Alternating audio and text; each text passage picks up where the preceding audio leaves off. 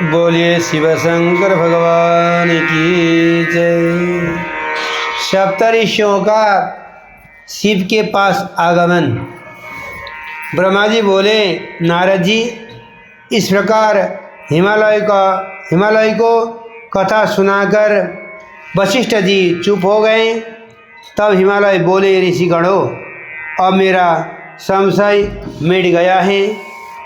मेरी धन संपत्ति, स्त्री, पुत्र, कुलत्र, कन्या एवं मेरा शरीर भी भगवान शंकर को अर्पण है। मैं अपनी पुत्री पार्वती को वस्त्राभूषण से अलंकृत करके भगवान शंकर को देने के लिए तैयार हूँ। मेरा संकल्प दृढ़ हो गया है। यह सुनकर सप्तऋषि कहने लगे, पर्वतराज, तुम धन्य हो। हम तो यही कहेंगे कि भगवान शंकर भिखारी हैं और आप दाता हो। उन्हें अपनी पार्वती रूपी भिक्षा अवश्य दें। यह कहकर श्री पार्वती के मस्तक पर हाथ फेरते हुए बोले, पुत्री, तुम्हारा मंगल हो। यह कहकर पुष्प, फल आदि देकर आशीर्वाद देने लगे। इधर अरुंधति जी ने भगवान शंकर के गुणों से मैना को मोहित करके लोक रीति के अनुसार हल्दी, रोरी आदि से पत्थर पूजन, मार्जन आदि कराकर 4 दिन के बाद लग्न भी धरा दी। उसके बाद अत्यंत आनंद के साथ सातों ऋषि अरुंधति के साथ भगवान शंकर के पास चले गए। उसके पास पहुंचकर शुभ वृत्तांत सुनाए और कहा कि हमने हिमालय को धर्मशास्त्र के वचन सुनाकर समझा दिया है। वो अपनी पुत्री आपको समर्पण कर रहे हैं। आप विवाह की तैयारी करें। बोले शिव शंकर भगवान की जय। अब हिमालय का लग्न पत्रिका भेजना।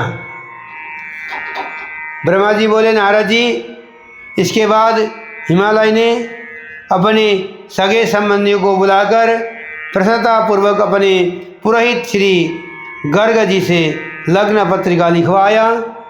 पूजन करके अनेकों सामग्री के साथ भगवान शंकर के पास भिजवा दिया। भगवान शंकर के पास पहुँचते ही उन्होंने लाने वाले पुरोहित का भली भांति आदर सत्कार किया। उसके अनंतर पर्वतराज ने दूर दूर में रहने वाले अपने भाई बंधु को निमंत्रण किया। फिर वस्त्र, आभूषण, विविध प्रकार के रत्न आदि वस्तुओं का संग्रह करने लगे। अनेकों प्रकार की मिठाइयाँ, पकवान आदि बनाने के लिए अनेकों हलवाई लगा दिए गए। सौभाग्यवती पर्वत नारिय मंगल गीत गाने लगी। श्री पार्वती का श्रृंगार करने लगी।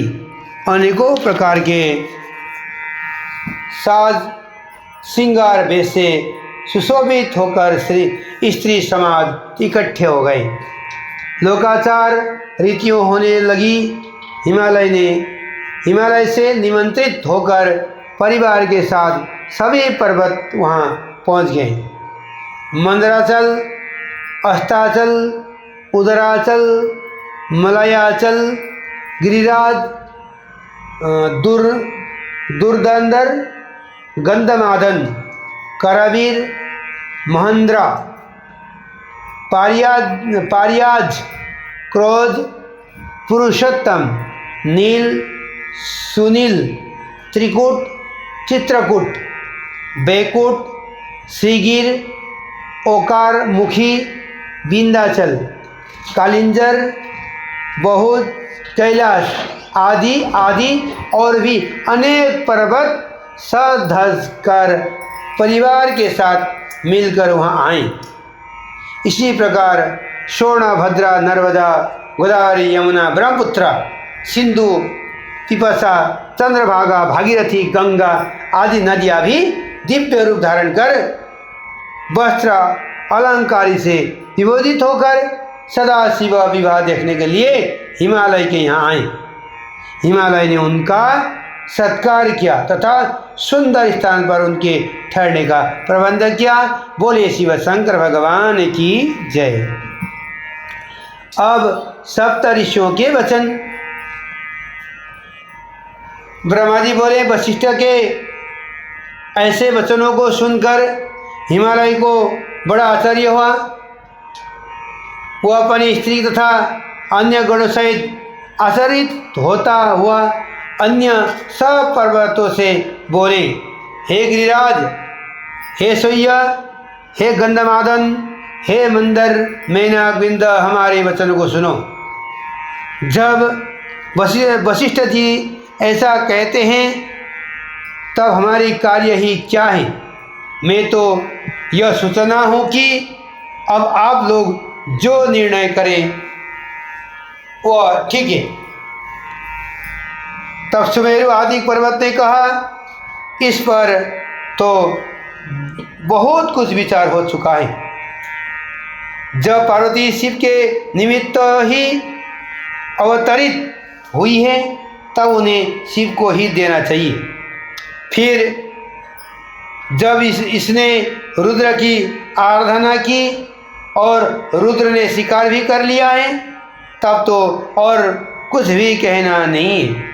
सुमेरु आदि पर्वतों के ऐसे वचन सुनकर हिमालय बहुत प्रसन्न हुई और पार्वती तो अपने मन ही मन में हंसने लगी। अरुंधति अलग ही अनेक वचनों और अनेकों इतिहास द्वारा मैना को बोधन कर रही थी। उसे समझकर मैना बहुत प्रसन्न हुई और अरुंधति तथा हिमालय को एक साथ भोजन कराकर उन्होंने भी स्वयं भोजन किया। ज्ञानी शैलराज ने सब मुनियों की अच्छी सेवा की। मुनियों के समझाने से उनका विस्मय दूर हो गया। शैलराज पार्वती को भूषणों से सुसज्जित कर ऋषियों की गोद में बिठाया और कहा कि मैं आप लोगों की प्रेरणा से अब इसे अवश्य ही शंकर को ही दूंगा। ऋषियों ने कहा, अवश्य। शंकर गृहता, आपदाता और देवी पार्वती दीक्षा हैं। फिर इससे अधिक उत्तमता और क्या हो सकता है। ऐसा कह ऋषियों ने पार्वती को आशीर्वाद दिया कि तुम शिव के लिए सुखदायक हो, तेरा कल्याण हो, तुझमें गुणों की वृद्धि हो। यह कह हिमालय को विश्वास देने के लिए मुनियों ने उनके हाथ में कुछ पुष्प और फल दिया। उधर सुंदर अरुंधति ने परम सती मैना को शिव के गुणों से लुभाया। ऋषियों ने हल्दी और कुमकुम से हिमालय की दाढ़ी और मूछें मार्जित की और लौकिक आचार पूर्वक सभी मंगलिक कृत्य हुई। चौथे दिन की उत्तम लग्न मानी गई। ऐसा निश्चय कर सप्त ऋषिगण शिव जी के पास गए। हिमालय और मैना को समझाने वाली अपनी सब कलाएं प्रकट की और शिव जी से उनकी बहुत सी स्तुति कर कहने लगे कि अब इन प्रकार वे दोनों हिमालय और मैना समझ गए हैं। इसमें कुछ भी संदेह नहीं है। हिमालय ने वचन दे दिया है, अब वह पलट नहीं सकता। अब आप अपने गणों को साथ लिए विवाह के लिए जाइए। हे देव, अब आप शीघ्र ही अपने विवाह के लिए हिमालय के घर चलिए और यथोक्त पार्वती के साथ विवाह कर पुत्र उत्पन्न कीजिए। यह सुनकर शंकर जी लोकाचार की गति से हंसकर बोले कि मैंने तो न कभी विवाह देखा है और न सुना है।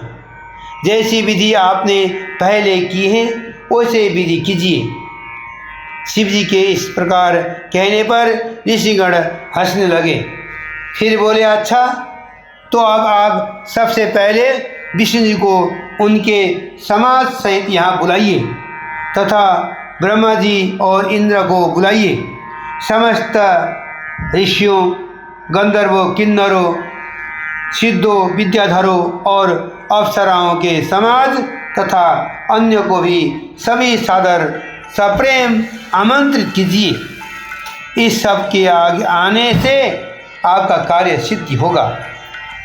शिव जी से ऐसा कहकर सप्त ऋषिगण अपने लोक को चले गए। बोले शिव शंकर भगवान की जय। हिमालय